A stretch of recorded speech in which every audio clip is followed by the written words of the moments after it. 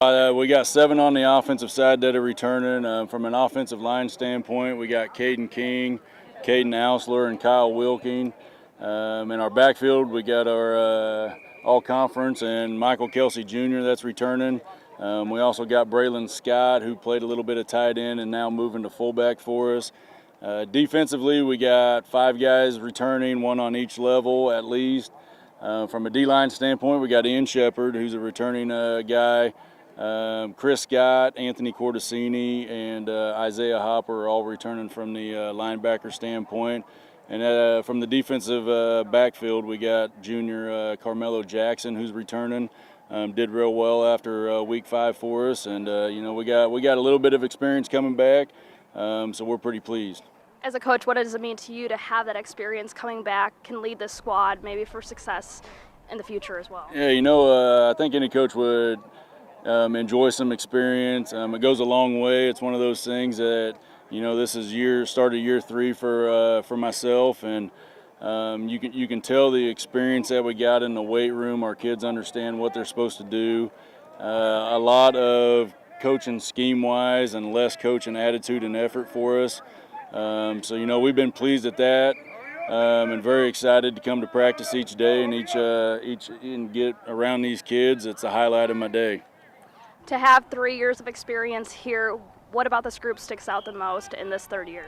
We got 30 seniors. I think just seeing the growth that they've come from sophomores to now, there's a couple of them that you were a little shaky about and wondering how they would even turn out. And they're a great group to be around. They're fun to be around. They joke with each other. They like hanging out.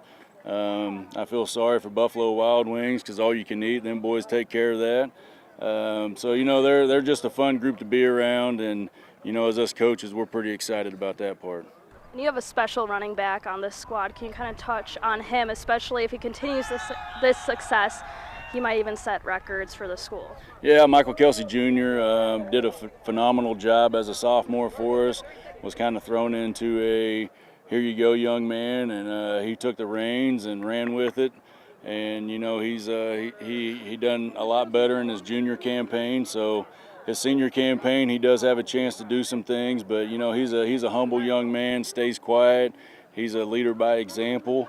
And so he's very appreciative of everything that happens, and we'll talk about that at a different time. But he knows he's got a lot of work ahead of him. And moving into the COC, you got some tough competition ahead. What is the mentality, and what are you expecting from your program with this change? I thought the Ozark Conference was a tough conference, and then when all the stuff went down as far as conference realignment, we got into COC. It definitely got tougher, but it's also brought on some new challenges for our kids and playing new people, new schools. That's brought a new enthusiasm, so to speak, throughout the summer and right now. That getting to play new teams, not knowing exactly what it's about, their attitudes, their ability to want to come out here and get better has been great. Week 1 against Carthage, what should we expect from the Tigers? Carthage is a very good team. Their record probably does not show as good as what they are.